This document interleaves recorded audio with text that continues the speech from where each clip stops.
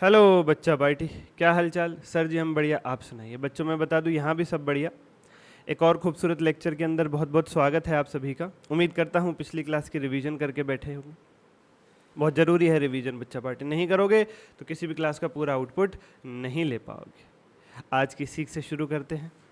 एक व्यक्ति की बस के अंदर जेब कट गई और वो हाय हाय मचाने लगा। इतने में ही नालायक कंडक्टर उसके पास आया और बोला टिकट तो ले। व्यक्ति बोला मेरी जेब कट गई है, पैसे नहीं हैं, तुम्हें टिकट की पड़ी है। एक और व्यक्ति एंट्री मारता है और कंडक्टर से कहता है इस बेचारे व्यक्ति की जेब कट गई, पैसे नहीं है इसके पास और तुम टिकट मांग रहे हो। इसकी मदद करने से तो रहे और उल्टा इसे तंग कर रहे हो। ये लो इसके टिकट के पैसे मैं देता हूँ, जाओ यहाँ से। उस व्यक्ति ने बहुत नंबर बनाए बीच में आकर के। जेब कटे हुए वाले व्यक्ति ने दूसरे व्यक्ति का बहुत धन्यवाद किया कि आपने आड़े वक्त मेरी मदद की। और मज़े की बात यह है कि ये वही व्यक्ति था, मदद करने वाला वही व्यक्ति था जिसने उसकी जेब काटी थी। क्या सीख मिलती है इससे? जो सबसे ज़्यादा मीठे बनने की कोशिश करते हैं वही आपको पीछे से वार करते हैं। ऐसे लोगों से बचना है जीवन में, याद रखिएगा। सच्चे और अच्छे और आपसे प्यार करने वाले जेन्युइन लोगों को पहचानना है। विद दिस नोट आज की चर्चा शुरू करते हैं, लेके प्रभु का नाम। टनन टनन टनन टनन। बच्चा पार्टी प्रीवियस क्लास के अंदर मैं इंटरनल रिकंस्ट्रक्शन के आपको इम्पैक्ट बुक से 7 पॉइंट्स तक मैं करा चुका था आपको। हाँ सर जी, आज 8वें पॉइंट से शुरुआत करनी है। चलिए, लायबिलिटी पेड। लायबिलिटी पेड ये इम्पैक्ट बुक हो जाने के बाद आपको जब भी इंटरनल लीगो की रिवीजन करने का मन करे, नोट्स यहाँ से रिवाइज करे, क्वेश्चंस करे, दे दनादन दे दनादन दे दनादन। ठीक है सर। लायबिलिटी पेड, प्यारे प्यारे बच्चों मन के सच्चो, जैसे इंटरनल रिकंस्ट्रक्शन का क्वेश्चन आएगा, ठीक है सर जी, और उसमें एक बैलेंस शीट बनी होती है, नीचे कुछ एडजस्टमेंट्स लिखी होती हैं और क्वेश्चन आपसे कहता है एडजस्टमेंट्स की जर्नल एंट्री कर दो और जर्नल एंट्री के इफेक्ट के बाद नई बैलेंस शीट बना दो। आई रिपीट अगेन, क्वेश्चन में बैलेंस शीट होती है, नीचे कुछ एडजस्टमेंट्स होती है और क्वेश्चन डिमांड ये करता है कि एडजस्टमेंट्स की जर्नल एंट्री कर दो और नई बैलेंस शीट बना दो एडजस्टमेंट्स के बाद वाली। तो प्यारे बच्चों, बैलेंस शीट आपको बताई जा चुकी है कैसे बनती है जर्नल एंट्री के बाद। जर्नल एंट्रीज जो एडजस्टमेंट्स की होंगी वो मैं सिखा रहा हूँ आपको। ठीक है सर। अब जैसे एक लिखा होगा कि क्वेश्चन में लायबिलिटी होगी कोई ट्रेड पेबल यानी क्रेडिटर्स 10 लाख रुपए। क्वेश्चन की बैलेंस शीट में ट्रेड पेबल्स लिखे होंगे 10 लाख रुपए और नीचे लिख दिया गया होगा कि उनको पे कर दिए 8 लाख इन फुल सेटलमेंट। उनका हिसाब क्लियर 8 लाख। सर 10 थे, उनके 8 में हिसाब क्लियर कर दिया। यही तो इंटरनल रिको है यार। कुछ लोग अपने अपने हिस्से से पैसा माफ करते हैं ताकि कंपनी वापस पटरी पर आ सके, उसके लॉसेस रिकवर हो सके, उसकी हालत सुधर सके। यही तो इंटरनल रिकंस्ट्रक्शन है, और क्या है। Yes sir, yes sir, yes. तो प्यारे बच्चों, ऐसे केस में क्या होगा, यदा तदा सर्वदा, जब जब अकाउंट्स में लायबिलिटी की पेमेंट होती है उसको लायबिलिटी को डेबिट किया जाता है। क्यों? लायबिलिटी यानी उधारी।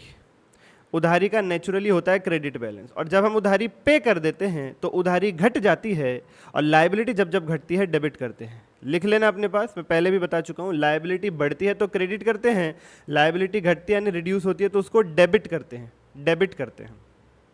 तो जब आप लायबिलिटी की पेमेंट कर दोगे तो वो कम हो जाएगी, रिड्यूस हो जाएगी, उधारी खत्म हो जाएगी, तो ऑफ कोर्स उसे क्या करेंगे, डेबिट करेंगे। और जैसा आपको बताया जा चुका है, जब जब पेमेंट होगी अकाउंट्स में यदा तदा सर्वदा बैंक क्रेडिट होगा। सिंपल एंट्री बनेगी liability account debit to bank account. और अभी ऊपर मैंने बताया आपको, अगर बैंक की जगह आप शेयर्स के रूप में पेमेंट कर रहे हो, आपने क्रेडिटर्स को कहा 8 लाख रुपए के शेयर्स देते हैं हम आपको, तो टू बैंक की जगह क्या आ जाएगा, टू शेयर कैपिटल। यानी लायबिलिटी में डेबिट होगा कितना।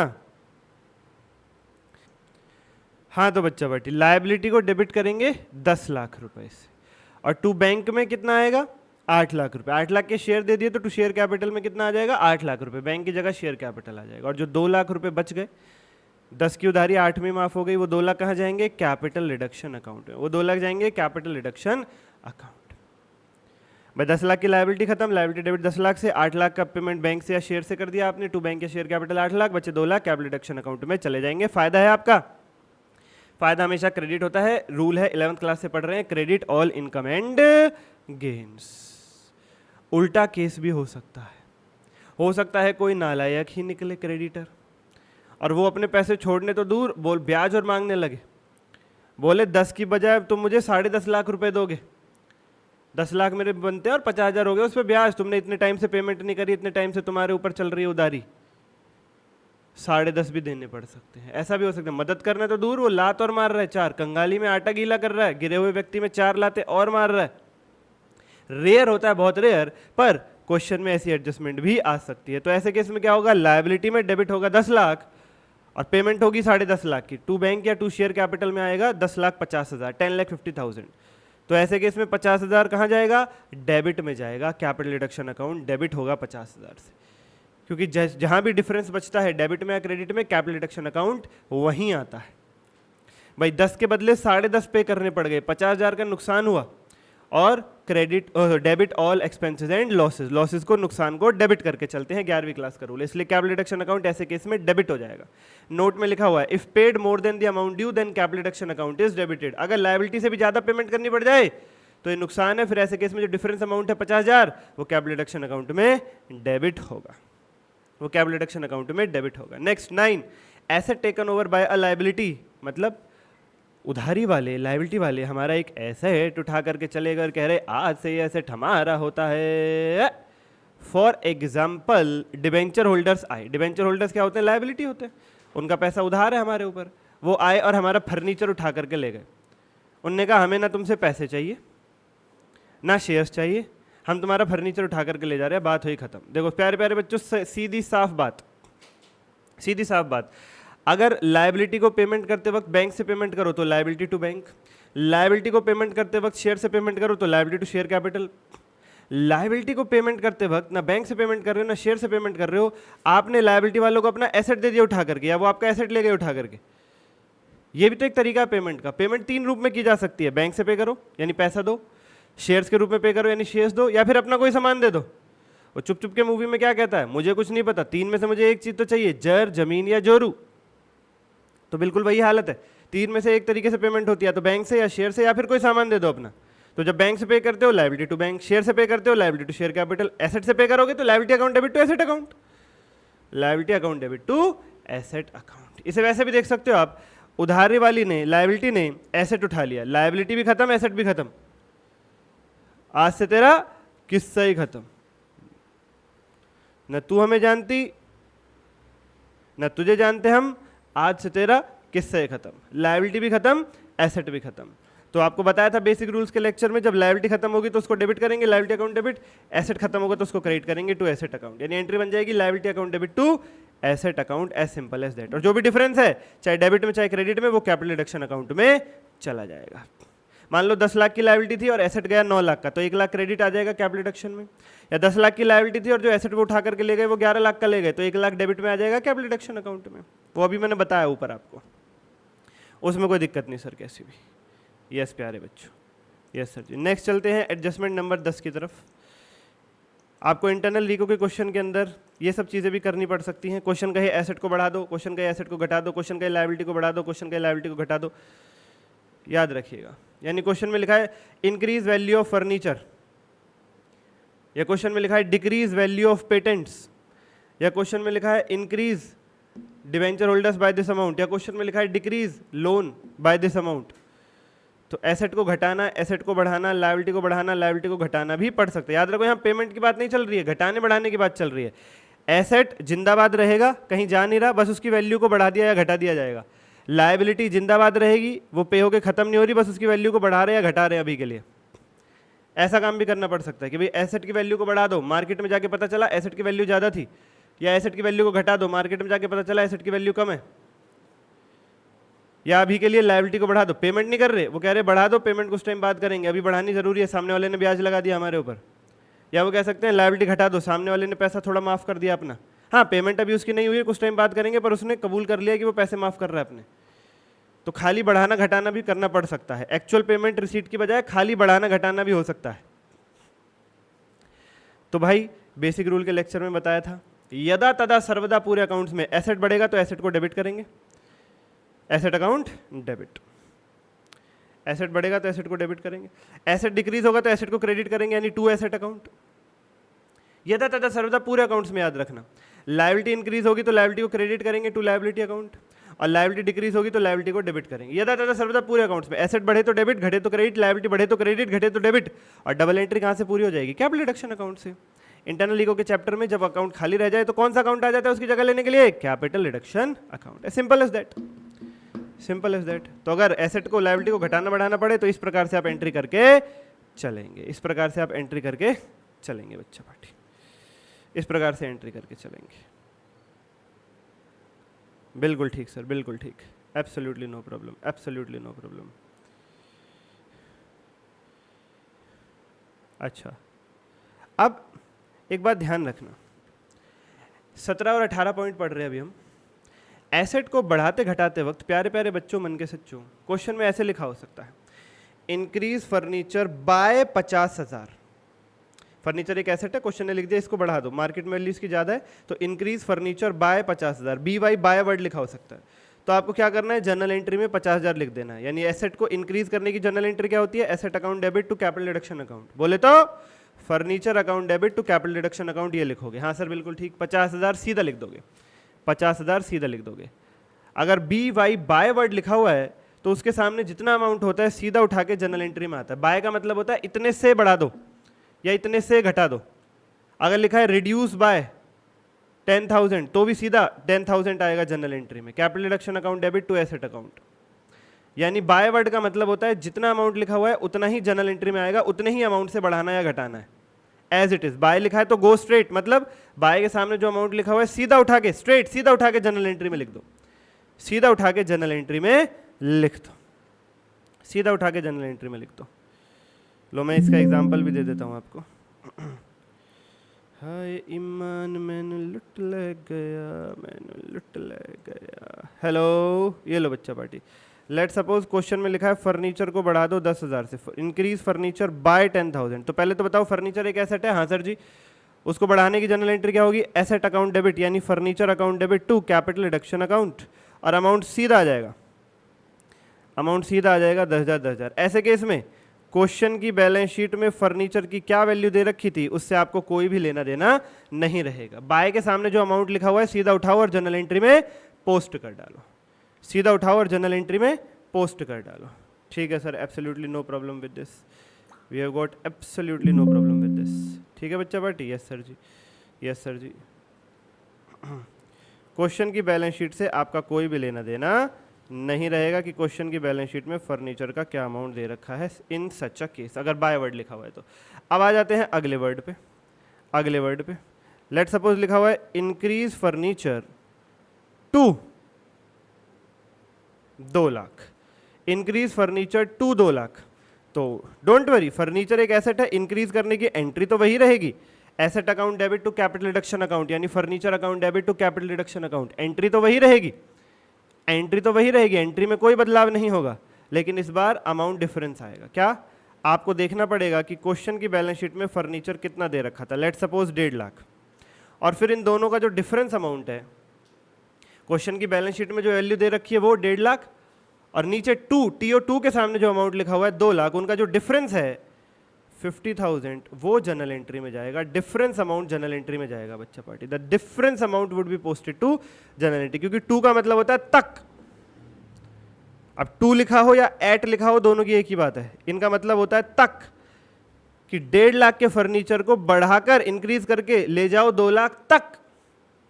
1.5 की चीज पहले से बढ़ा के 2 लाख तक ले जाना है, तो कितने से बढ़ाओगे? 50,000 से। तो बाय लिखा हो तो सीधा अमाउंट जाएगा, क्वेश्चन की बैलेंस शीट के अमाउंट से कोई लेना देना नहीं है। और 2 या 8 लिखा हुआ है तो क्वेश्चन की बैलेंस शीट का अमाउंट और 2 और 8 के सामने जो अमाउंट लिखा हुआ है उनका डिफरेंस लेकर के चलेंगे। इतनी बारीक चीजें मैं आपको बता रहा हूं जो क्वेश्चन के टाइम पे टीचर्स बताते हैं, क्वेश्चन सॉल्व करते टाइम पे, वो पहले से ही बता रहा हूं ताकि कहीं दिक्कत ही ना आए, क्वेश्चन सॉल्व करते टाइम बिल्कुल प्लेन महसूस हो कि सब कुछ पहले से ही आता है। बिल्कुल अंग्रेजी भी सुधार रहा हूँ यहाँ पे, ये इंग्लिश वाले पॉइंट्स हैं आपके, ये इसमें अकाउंटिंग का लेना देना नहीं है, इंग्लिश सुधारी जा रही है कि बाय का मतलब क्या है और 2 और 8 का मतलब क्या है, यहाँ इंग्लिश सुधारी जा रही है आपकी। इसी प्रकार से प्यारे बच्चों, अगर किसी लायबिलिटी के लिए लिखा हुआ है कि उसे इंक्रीज कर दो, तो capital reduction account debit to liability, और बाय लिखा हुआ है तो अमाउंट सीधा आ जाएगा।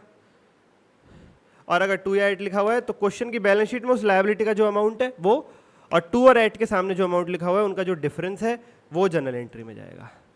ऐसे ही अगर एसेट को या लायबिलिटी को घटाना है तो भी ऐसे ही करके चलेंगे, तो भी ऐसे ही करके चलेंगे। ठीक है सर, ठीक है सर। अब प्यारे बच्चों अगला पॉइंट आ रहा है सेल ऑफ इन्वेस्टमेंट। कई बार क्वेश्चन में लिखा होता है कि इंटरनल रिकंस्ट्रक्शन यानी कंपनी की मरम्मत करने के लिए कंपनी ने अपनी इन्वेस्टमेंट्स बेच डाली। कंपनी ने अपनी इन्वेस्टमेंट्स को बेच डाला रे बाबा, बेच डाला। तो ऐसे में क्या होगा, बेचोगे तो पैसा आएगा, पैसा आएगा तो ज़्यादातर सर्वदा अकाउंट्स में बैंक डेबिट होगा, और इन्वेस्टमेंट चली गई। इन्वेस्टमेंट एक एसेट होती है, एसेट चला गया, खत्म हो गया, और जब जब एसेट खत्म होगा क्रेडिट करेंगे, रिड्यूस हो, खत्म हो, राइट ऑफ हो, एसेट को क्रेडिट करते हैं। वही रूल चल रहे हैं घूम फिर के, पैसा आ गया तो बैंक डेबिट, चला गया तो बैंक क्रेडिट, एसेट बढ़ गया तो डेबिट, घट गया तो क्रेडिट, वही चल रहा है, सब कुछ वही चल रहा है। और एंड में इन सारी 20 की 20 एंट्रीज की ऐसी ट्रिक दे दूंगा, ऐसी ट्रिक दे दूंगा, ऐसे चुटकियों में, ऐसे चुटकियों में, अभी देखो ऐसी ट्रिक दूंगा, ऐसी ट्रिक दूंगा, डोंट वरी। हमारी इंपैक्ट बुक में भी वो ट्रिक मिलेगी आपको। पहले कॉन्सेप्ट की प्रेजेंटेशन ताकि इंटरेस्टिंग वे में शुरुआत हो, फिर उसकी कॉन्सेप्ट से लिंकिंग ताकि हमेशा के लिए याद हो जाए, फिर इंपैक्ट बुक ताकि रिवीजन के लिए तैयारी हो जाए हमारी अभी से ही, और उसके बाद ऐसी ट्रिक ताकि पेपर से एक दिन पहले की रिवीजन के लिए भी तैयारी हो जाए। बहुत सही दिशा में जा रहे हो बच्चों, बस मेरी क्लास की रिवीजन करते रहो, दैट इज इट। तो प्यारे बच्चों, जब जब इन्वेस्टमेंट बिकेगी पैसा आएगा, बैंक डेबिट होगा, इन्वेस्टमेंट क्रेडिट हो जाएगी, क्योंकि इन्वेस्टमेंट एक एसेट है, एसेट चला गया, खत्म हो गया तो क्रेडिट होता है, और जो भी डिफरेंस है वो कैपिटल डिडक्शन अकाउंट में चला जाएगा। इन्वेस्टमेंट 8 लाख की थी तो टू इन्वेस्टमेंट में आया 8 लाख, बेची 9 लाख में, तो बैंक में आया 9 लाख, 1 लाख का डिफरेंस कैपिटल डिडक्शन अकाउंट में क्रेडिट होगा, क्योंकि फायदा हुआ है, 8 की चीज़ 9 में बिकी है।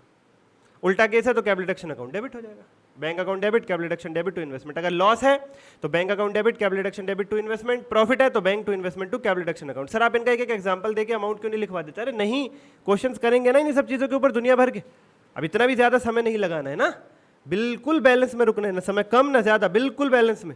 आप देखो 120 घंटे का आपका करिकुलम है लगभग, ना कम है कि ऐसा ही कि इतना कम है, और ना उन टीचर्स की तरह इतना ज़्यादा है कि बहुत ही ज़्यादा खींच रखा है, बिल्कुल वहीं रुकेगी, बैलेंस पे एकदम गाड़ी, ताकि तुम्हें अदर सब्जेक्ट्स के लिए भी टाइम बचे, अकाउंट्स भी मजबूत हो, एग्जामिशन भी आए, और तुम पूरे दोनों ग्रुप के साथ पार जाओ। बोलो स्वाहा।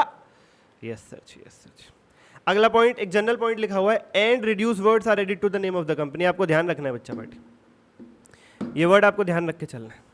क्या होगा, जब भी पेपर में क्वेश्चन आएगा इंटरनल रिकंस्ट्रक्शन का, और नीचे क्वेश्चन की डिमांड होगी कि जनरल एंट्री करो, या जनरल एंट्री नहीं भी लिखी होगी, और एक डिमांड जरूर होगी क्वेश्चन की कि बैलेंस शीट बनाओ नई वाली, इंटरनल रिकंस्ट्रक्शन के बाद यानी मरम्मत के बाद वाली बैलेंस शीट बना के दिखाओ। तो जब आप मरम्मत के बाद वाली बैलेंस शीट बनाओगे तो बैलेंस शीट बनाते वक्त सबसे पहला काम क्या होता है, ऊपर कंपनी का नाम लिखा जाता है, जैसे एक्स एंड कंपनी, जैसे x and company, ABC and company, उसके साथ लिखोगे एंड रिड्यूस्ड, यानी कंपनी का नाम कुछ इस प्रकार से लिखोगे, x and company and reduced, ABC private limited and reduced.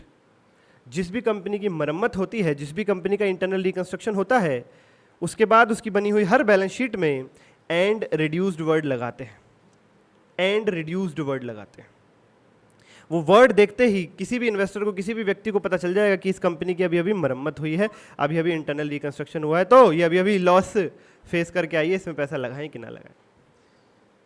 Sir हमें भी लगाना है पेपर में, हाँ तभी तो यहाँ लिखा हुआ है तुम्हारे नोट्स में, नंबर कटे, हाँ एक नंबर कट जाएगा अगर तुमने इंटरनल रिकंस्ट्रक्शन के क्वेश्चन में आंसर की बैलेंस शीट में कंपनी के नाम के आगे एंड रिड्यूस वर्ड नहीं लिखा था। वो तो अभी हम क्वेश्चन करेंगे, वहाँ पे लिखेंगे, प्रैक्टिस करेंगे, डोंट वरी, प्रैक्टिस करेंगे ही, डोंट वरी। ठीक है सर। अगला एक एमसीक्यू बेस्ड क्वेश्चन बन सकता है आपका, कहीं एमसीक्यू में मदद, हालांकि स्ट्रेट फॉरवर्ड एमसीक्यू तो नहीं आते, पर एमसीक्यू की किसी के स्टडी में मदद मिल सकती है इस पॉइंट से, इसलिए ये पॉइंट भी उठा लिया मैंने। हर चीज तैयारी की गई है बिल्कुल, बड़े क्वेश्चन के लिए, जनरल एंट्री के लिए, बैलेंस शीट के लिए, एमसीक्यू के लिए, डोंट वरी एट ऑल, इतना करो, मोर देन इनफ।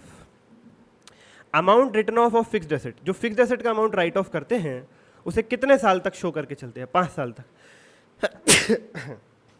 सॉरी बच्चा, अगर किसी एमसीक्यू में इस क्वेश्चन की, इस पॉइंट की जरूरत पड़े कि इंटरनल रिकंस्ट्रक्शन के वक्त, कंपनी की मरम्मत के वक्त फिक्स्ड एसेट्स का जो अमाउंट राइट ऑफ किया जाता है उसे नोट्स में कितने सालों तक शो किया जाता है? 5 सालों तक।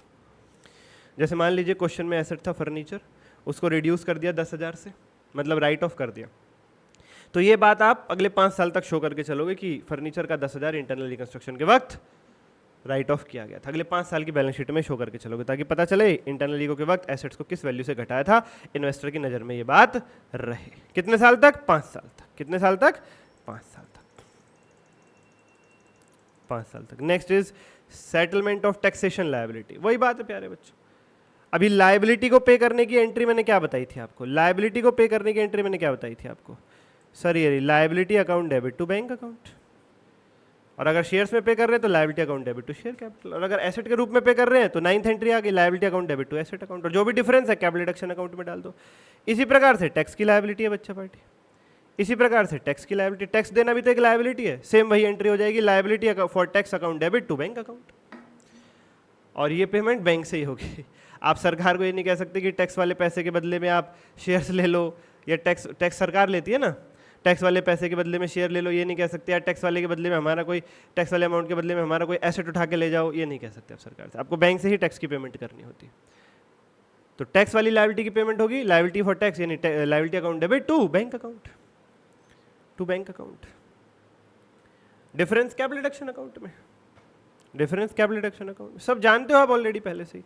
हाँ, किसी क्वेश्चन में अगर टैक्स की लायबिलिटी के लिए पहले से तैयारी यानी प्रोविजन मौजूद है तो provision for tax debit to bank.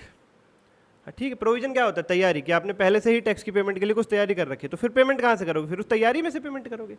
Provision for tax account debit to bank, provision नहीं है तो liability for tax account debit to bank, difference capital deduction account में जाएगा। Simple as that, simple as that. अगला point है liability exchanged.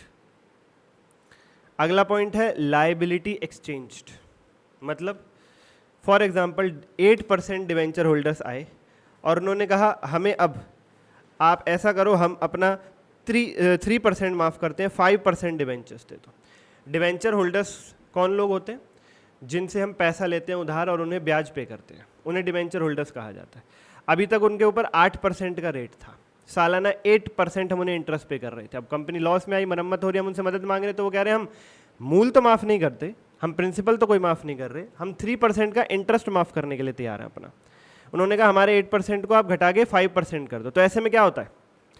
8% वाले debenture holders यानी 8% वाली लायबिलिटी खत्म, यस सर, और नई लायबिलिटी आ गई 5% वाली।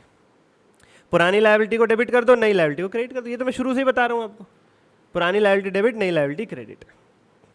एक लायबिलिटी खत्म हुई 8% वाली, उन्होंने कहा 8% का रेट खत्म करो और नई लायबिलिटी बना दो, उसको 5% बना दो। 8% खत्म करो, 8% लायबिलिटी खत्म करो, 5% लायबिलिटी बना दो। तो एक लायबिलिटी जब खत्म होगी, लायबिलिटी रिड्यूस होगी तो डेबिट करेंगे 8% वाली को, और नई लायबिलिटी जब पैदा होगी 5% वाली, उसे क्रेडिट करेंगे, क्योंकि लायबिलिटी खत्म होने पर डेबिट होती है, पैदा होने पर क्रेडिट होती है। तो पुरानी liability debit 8% debentures account debit to नई liability to 5% debentures account, 8% debentures account debit to 5% debentures account. ये था सर्वदा अकाउंट में हुई। एक लायबिलिटी खत्म हुई, डेबिट कर दिया, नई लायबिलिटी पैदा हुई, क्रेडिट कर दिया, 8% डेबिट 5% क्रेडिट। सिंपल, वही रूल चल रहा है जो शुरू से उठाया, वही चल रहा है, कुछ बदलाव नहीं आ रहा है, वही चल रहा है, कुछ बदलाव नहीं आ रहा है। Next, share holders given debentures. Share holders given debentures, यहाँ क्या हो रहा है? शेयर कैपिटल को कन्वर्ट कर रहे हैं डिवेंचर्स में। शेयर होल्डर्स को डिवेंचर्स दे दिए, उनसे कहा तुम अपने शेयर दे दो, डिवेंचर ले लो। तो पुरानी चीज़ क्या है यहाँ पे? Share, share capital debit. नई चीज़ क्या है? Debentures to debentures account, difference capital deduction account में। पुरानी चीज़ डेबिट, नई चीज़ क्रेडिट। जब भी अदला बदली हो, पुरानी चीज़ डेबिट, नई चीज़ क्रेडिट। शेयर्स ले लिए, वो पुराने हुए, उन्हें डेबिट कर दो, शेयर कैपिटल डेबिट। डिवेंचर्स दे दिए, नई चीज़ दे दी, टू डिवेंचर्स अकाउंट। और डिवेंचर से पहले उसका परसेंटेज लगाते हैं, ये आपको पता ही है, जो भी क्वेश्चन ने दे रखा हो, पर डिवेंचर्स का percentage 8%, 7%, 10%, 12%। Difference capital deduction account में। शेयर्स हो गए पुराने, उनकी जगह ले ली डिवेंचर्स ने, शेयर होल्डर्स को दे दी डिवेंचर्स, तो share capital debit to percentage debentures account, difference capital deduction account में। बाय और टू एट, ये 17-18 पॉइंट मैंने बताई दिया आपको। 19वां point, utilization of reserves. Utilization of reserves यानी प्यारे प्यारे बच्चों, utilization of reserves. Reserves are utilise first to write off losses. अगर रिजर्व मौजूद है तो नुकसान को राइट ऑफ करने के लिए पहले रिजर्व का इस्तेमाल करो। रिजर्व का मतलब क्या होता है? बुरे वक्त में सहारा देने के लिए जो आपने जमा पूंजी की है। रिजर्व्स मीन्स बुरे वक्त के सहारे के लिए जो जमा पूंजी आपने की है, बुरे वक्त के सहारे के लिए जो जमा पूंजी आपने की है, दैट इज कॉल्ड रिजर्व्स। तो अब बुरा वक्त आया है, कंपनी लॉस में चल रही, तो क्या करोगे भाई? राइट ऑफ करो रिजर्व से, यानी रिजर्व्स का इस्तेमाल करो लॉसेस को राइट ऑफ करने के लिए, अगर रिजर्व्स पहले से आपके पास मौजूद है। क्योंकि अब काम नहीं आएंगे तो रिजर्व्स कब काम आएंगे? Reserves are utilise first to write off losses. ठीक है, ओके सर। नंबर 20, ये सीरीज मैंने आपको बताई भी थी कि राइट ऑफ करने की सीरीज क्या होती है प्रीवियस लेक्चर के अंदर। लॉसेस को राइट ऑफ करने की सीरीज क्या होती है, लॉसेस को कब, फिक्टिशियस एसेट को कब, फिर क्वेश्चन ने जो एसेट बताए उनको कब, कैसे कैसे कहाँ से राइट ऑफ करते हो, बताया था। Next, uncalled capital called up. Sir ये क्या है? आपकी कंपनी ने शेयर्स इशू कर रखे थे, एक शेयर था 10 रुपये का, 10,000 शेयर्स इशू कर रखे थे, एक शेयर था 10 रुपये का, और अभी तक आपने अपने शेयर होल्डर से 8 रुपया मांगा था, 2 रुपया अभी तक मांगा नहीं था, 8 ही रुपया उनकी तरफ से आया था, 8 ही रुपया कंपनी ने मांगा था। तो ऐसा भी नहीं किसी शेयर होल्डर ने डिफॉल्ट कर रखा है, कंपनी ने अभी 10 में से 8 रुपया कॉल किया था, 8 आ चुका है, इतने में कंपनी आ जाती है लॉस में। अब कंपनी लॉस में है तो उसको पैसे की ज़रूरत है, तो उसने एक तरीका अपनाया, क्या, क्यों ना जो 2 रुपये हैं, क्यों ना जो 2 रुपये बचे हुए शेयर होल्डर से वो मांग लिए जाए, क्यों ना जो 2 रुपये बचे हुए हैं शेयर होल्डर से वो 2 रुपये मांग लिए जाए, वो 2 रुपये मांग लिए जाए। तो ऐसे केस में क्या होगा, bank account debit to share capital, 2 रुपये मांग लिए कंपनी, 10,000 इंटू 2, 20,000, 20,000। भाई नए शेयर्स इशू करने की एंट्री क्या बताई थी मैंने ऊपर आपको, नए शेयर्स इशू करने की एंट्री ऊपर बिल्कुल शुरू में पहले पॉइंट पे bank account debit to share capital बताई थी सर, ये भी बिल्कुल वही है। नए शेयर्स इशू करके पैसा आए या पुराने शेयर्स पे ही बकाया पैसा आए, बात तो वही है, bank account debit to share capital entry होगी। यहाँ पर भी वही एंट्री होगी, bank account debit to share capital. 10,000 number of shares into called up amount, जो पैसा मांगा है 2 रुपये, 20,000, 20,000। नए शेयर्स इशू करो या पुराने शेयर्स पे बकाया पैसा प्राप्त करो, बात वही है, बैंक टू शेयर कैपिटल।